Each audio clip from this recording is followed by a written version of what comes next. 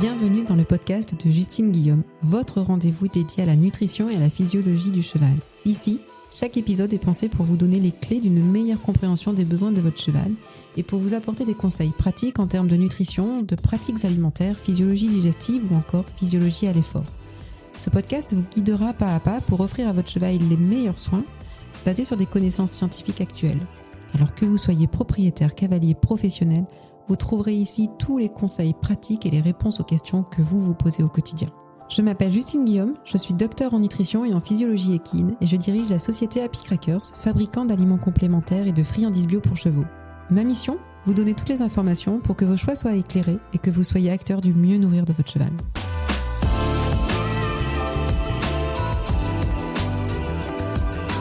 Hello, j'espère que vous allez bien. Je vous embarque aujourd'hui dans un sujet assez original et je dirais haut en couleur. Je vais vous parler du safran. Le safran est une épice célèbre pour sa saveur et sa couleur unique, mais il est aussi reconnu depuis le début de sa culture pour ses propriétés antioxydantes et médicinales. Plusieurs usages médicinaux traditionnels du safran ont récemment été prouvés par des études scientifiques, et les résultats sont d'ailleurs très surprenants, tant les bienfaits sont nombreux. Également connu comme épice du bien-être physique et mental, le safran impacte positivement l'humeur, l'équilibre émotionnel et le bien-être mental. Ce sont d'ailleurs pour ces bienfaits que j'ai approfondi mes recherches bibliographiques et que je m'y suis intéressée de plus près. C'est aussi la raison pour laquelle la safranothérapie se développe dans la nutrition humaine. Les objectifs nutritionnels portent surtout sur la modulation de l'humeur, la réduction du stress et de manière plus générale comme modulateur du bonheur et cela sans effet secondaire.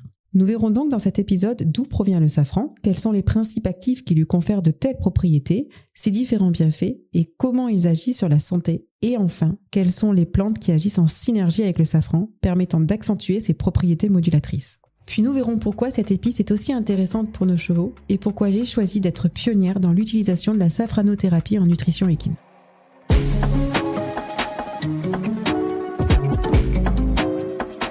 Un peu de culture sur le safran. Le safran est une épice qui naît d'une fleur d'un bleu mauve, la Crocus sativus, d'où se détache le rouge profond des stigmates. C'est en prélevant les stigmates de ces fleurs, lors de la récolte en octobre-novembre, puis en les séchant que l'on obtient cette précieuse épice. Saviez-vous qu'il faut récolter à la main 200 000 fleurs pour obtenir 1 kg de safran sec ? L'Iran est depuis longtemps l'un des premiers pays producteurs de safran. De manière plus globale, le safran est cultivé tout autour de la Méditerranée. On peut retrouver la Grèce, l'Espagne, la Suisse allemande, l'Italie et aussi le Maroc, mais sans oublier la France. En France, le safran a sûrement connu une première introduction sous la civilisation romaine, et il est attesté que sa culture occupait des surfaces importantes au Moyen-Âge. Aujourd'hui, certaines régions ont conservé leur récolte, comme le safran du Quercy, ou encore le safran du Gâtinais dans le Loiret. La qualité du safran diffère d'un pays à l'autre. Les méthodes d'émondage ne sont pas les mêmes. Le pistil est un long filament blanc, suivi d'une zone jaune et est terminé de 3 stigmates rouges. Seuls ces derniers contiennent les plus fortes concentrations en safran. Or, c'est parfois la totalité du pistil qui est commercialisée.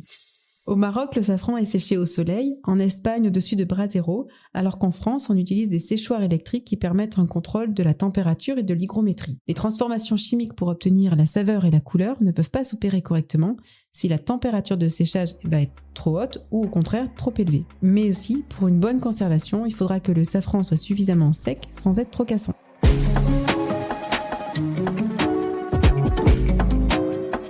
Il n'y a pas un, mais des safrans. La production du safran est donc très exigeante afin d'obtenir un safran avec des qualités gustatives et des principes actifs garantis. La norme ISO 3632 permet de justifier la qualité du safran. Cette norme met en avant 4 catégories de safran, mais également 4 principes actifs qui le composent. Alors, retenez bien ces 4 principes actifs parce que c'est eux qui vont nous intéresser pour la nutrition de nos chevaux. Il va donc s'agir de la picrocrocine, la crocine, la crocétine et le safranal.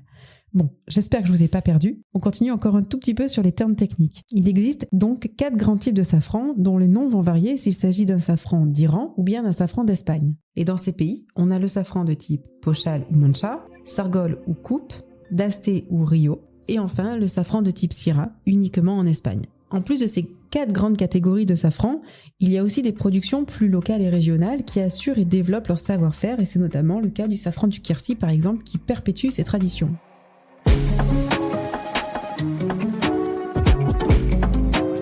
Les composés actifs et vitamines du safran. Juste avant de parler des bienfaits apportés à nos chevaux, sachez que ce sont bien ces fabuleux principes actifs qui confèrent au safran ses propriétés uniques. Comme je l'ai évoqué, on retrouve 4 principes actifs dans le safran et chacun a ses propres vertus. Le safranal, qui est responsable de son arôme distinctif et qui possède également des propriétés antioxydantes. La crocine et la picrocrocine, qui sont responsables de la couleur vive du safran et qui ont des effets anti-inflammatoires naturels. Et enfin, la crocétine, qui est le puissant antioxydant qui va contribuer à la protection de l'organisme contre les radicaux libres. En plus de ces principes actifs, saviez-vous également que le safran est bourré de vitamines naturelles, toutes plus intéressantes les unes que les autres. Par exemple, la vitamine C, la B6 et même du bêta-carotène qui vient soutenir le système immunitaire et qui favorise la bonne santé générale.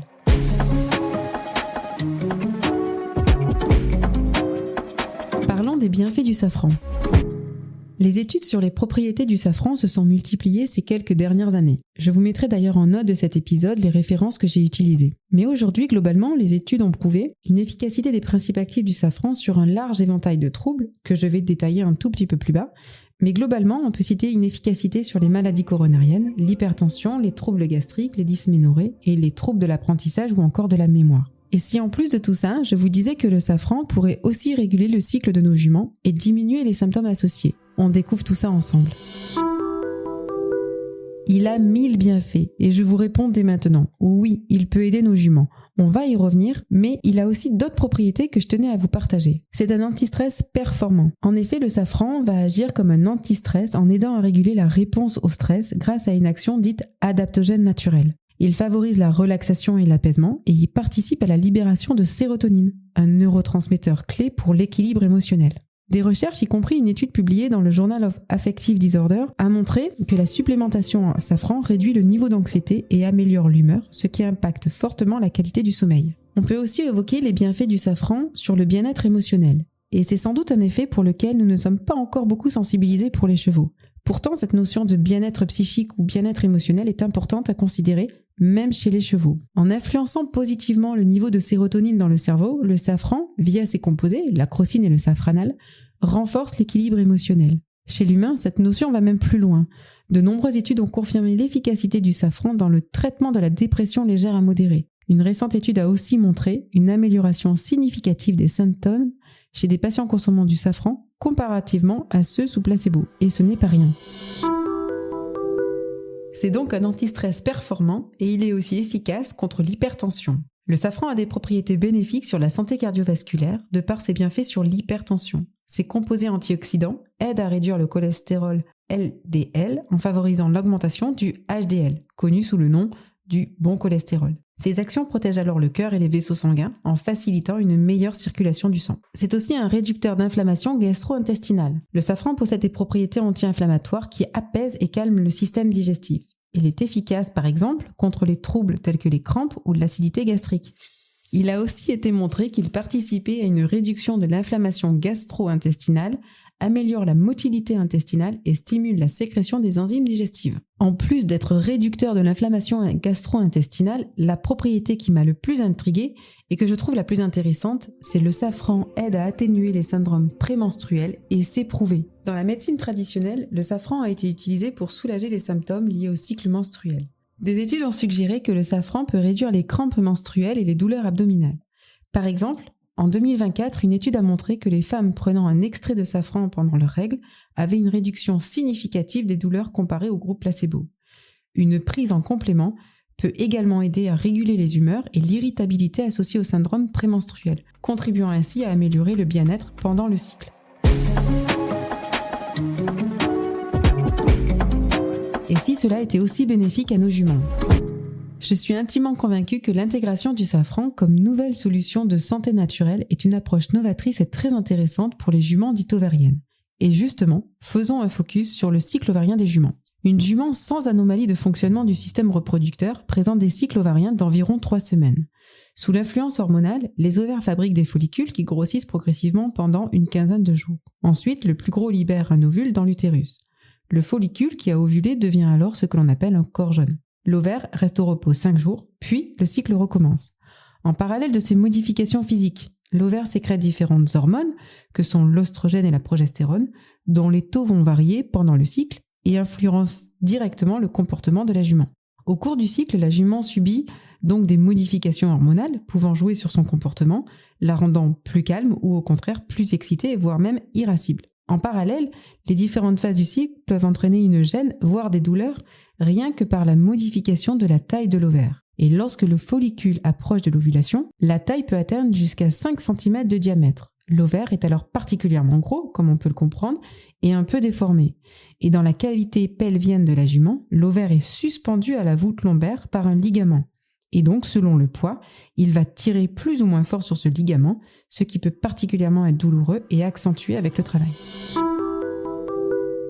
Les douleurs ovariennes chez la jument sont donc tout à fait compatibles avec des cycles normaux et sont causées par les gros follicules, entraînant une tension sur le ligament ovarien pendant la période de chaleur. Les douleurs peuvent aussi venir du dos, et cette hypothèse elle est relativement compatible avec les troubles locomoteurs fréquemment associés au syndrome. Le syndrome des juments ovariennes est le terme utilisé pour les juments qui présentent un ensemble de symptômes comportementaux dont les conséquences sont une baisse de performance ou des difficultés d'utilisation.